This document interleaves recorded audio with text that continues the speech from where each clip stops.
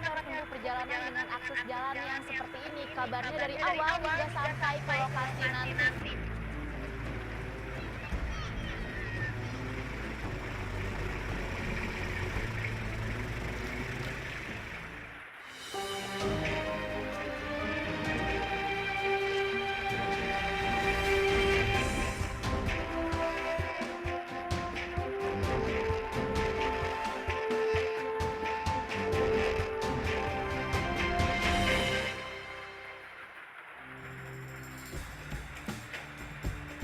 Tim Indonesiaku kali ini tiba di Kabupaten Pinrang, Sulawesi Selatan.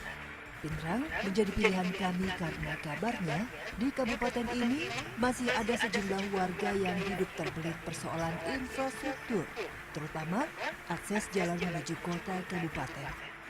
Untuk menuju desa tujuan, semua bekal dan perlengkapan kami siapkan. Ini karena jarak desa dengan pusat kota Pinrang cukup jauh. Nama desanya Desa Leta. Informasi yang kami terima hanya mobil bergardan ganda yang bisa menjangkau Desa Leta. Ada 1 atau 2 kendaraan bergardan ganda yang dipakai warga menjadi angkutan umum. Hanya saja, ongkos sekali jalan cukup mahal, yaitu Rp50.000. Kebetulan, hari ini adalah hari pasar. Banyak warga membeli barang kebutuhan pokok di pasar ini, terutama barang kebutuhan utama yang tidak ada di desa mereka.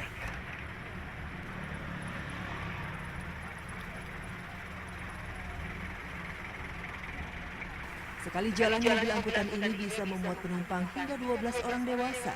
Namun, pastilah dengan konsekuensi harus berdesak-desakan.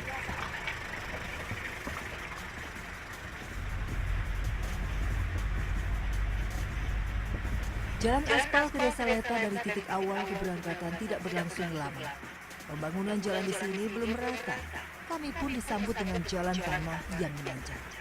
Pada musim penghujan seperti sekarang, kontur tanah menjadi liat dan licin.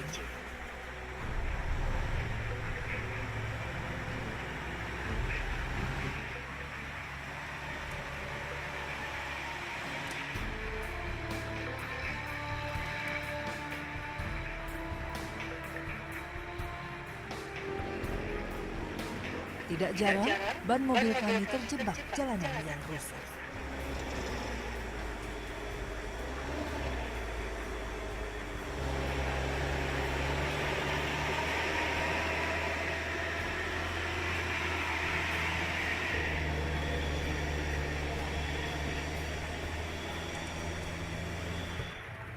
Ya, untuk sampai ke Desa Leta kami harus menempuh perjalanan dengan akses jalan yang seperti ini. Kabarnya dari awal hingga sampai ke lokasi nanti. Jarak dari desa menuju ke perkotaan memang cukup jauh, ya, sekitar hampir 100 km. Kabarnya dengan akses yang seperti ini, warga pun mau tidak mau harus bertahan hidup. Selengkapnya di Indonesiaku.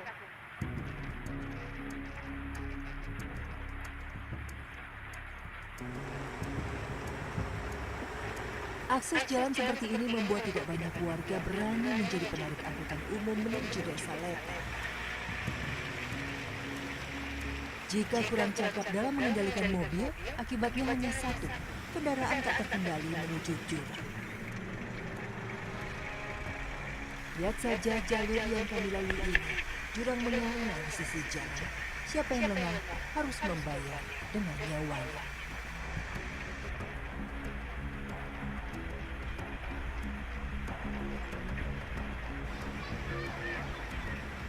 Tak hanya jurang, perjalanan kami seakan dihadang oleh sungai. Kali ini kami harus menyeberangi sungai. Beruntung, air sungai sedang surut. Jika air pasang, maka kami tidak akan bisa melintas.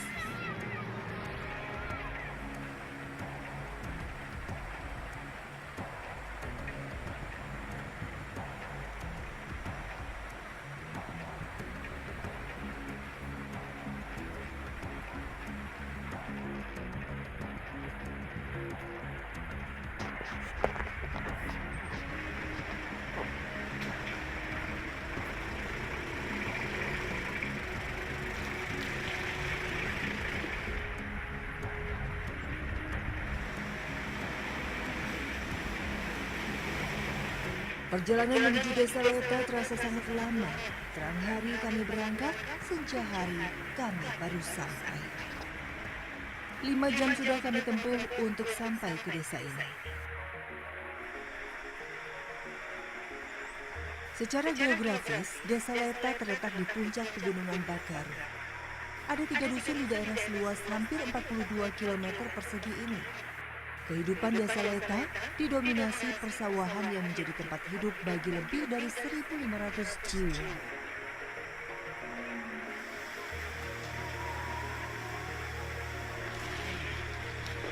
Selain sawah, salah satu hasil alam yang menjadi sandaran hidup warga adalah kemiri. Hasil panen kemiri ini belum bisa dijual. Kemiri masih harus dijemur selama beberapa hari. Kemiri dijemur hingga warnanya berubah dari coklat tua menjadi coklat muda.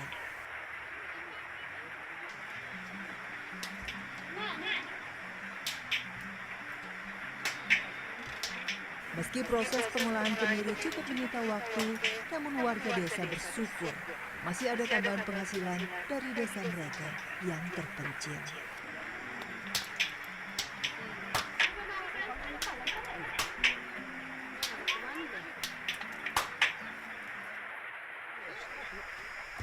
Kehidupan di desa memang serba terbatas. Jauh dari kabupaten, artinya jauh juga dari pasar. Pasar terdekat terletak di desa Caseralau, kecamatan Batu Lapa. Namun pasar ini hanya ramai di hari Sabtu. Biasanya warga Leta akan berbondong-bondong pergi ke pasar Caseralau. Untuk urusan jual beli, para wanita desalah yang menjadi ujung tombaknya. Ini karena laki-laki harus bekerja di sawah. Warga harus berangkat pagi-pagi sekali karena perjalanan menuju pasar cukup jauh. Tak hanya itu, pasar pun hanya buka setengah hari. Belum lama berjalan, kami sudah harus melewati jalan ini. Jalan menuruni gunung. Jalan setapak yang langsung berhadapan dengan jurang juga harus kami lalui dengan sangat hati-hati.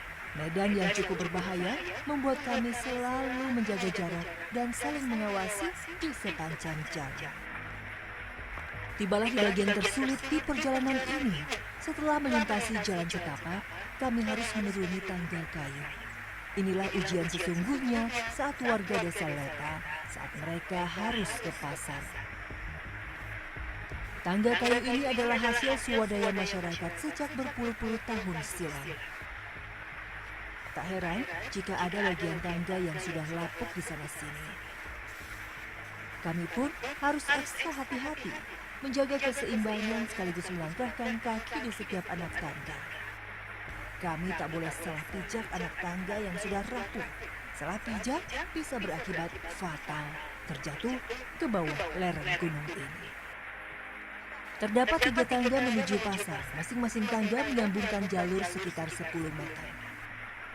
Perjalanan kami pun terasa semakin berat dengan beban kemiri yang kami bawa. Anak tangga yang licin dan jalur menurun yang curam seakan tiada henti menghadang perjalanan kami. Sudah hampir 3 jam kita jalan kaki, padahal dari kampung ke pasar itu jaraknya hanya 3 km. Tapi karena trek berbahaya dan licin, jadi kita harus ekstra hati-hati. Perjuangan banget untuk menjual kemiri yang tidak seberapa ini aja.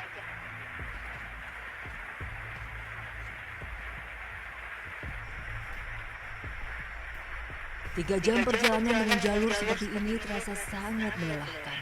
Akses jalan yang sulit dan berbahaya juga membuat warga tidak bisa membawa banyak kemiri untuk ditukar rupiah di pasar. Satu orang hanya bisa membawa maksimal 1 karung.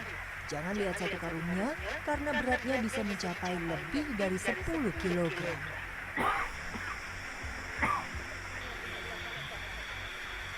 Setelah berjam-jam berjalan kaki, kami akhirnya sampai di desa Karsalau.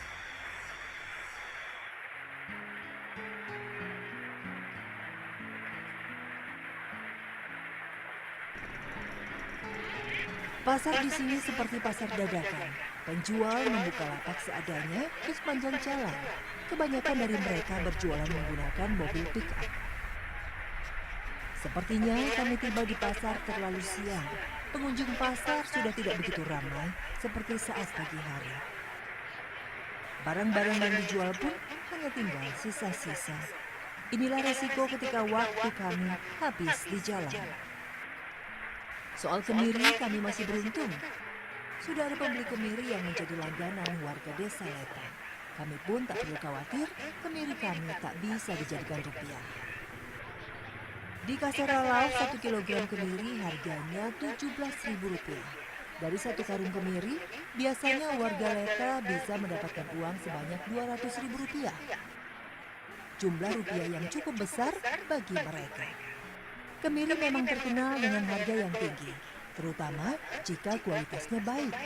Cukup sebanding dengan perjuangan warga untuk menjualnya. Namun, mereka tidak pernah membawa pulang uang ke desa Leta. Uang hasil menjual kemiri biasanya langsung dibelanjakan di pasar. Uang langsung ditukar dengan barang dan kebutuhan pokok warga desa. Selain kemiri, warga juga menjual hasil mereka bertani seperti cabai. Di sini juga masih mengenal sistem barter. Terkadang sebelum wujud uang diterima, nilai jualan mereka langsung ditukar dengan kebutuhan pokok warga. Kenapa nggak naik mobil aja ke pasar? Kan capek naik kerumunan. Tidak ada mobil. Masih di tempat nak 50. Masih 50. Kan mau ladak untuk mobil ya ini mobil motor. Tidak ada mobil yang ada.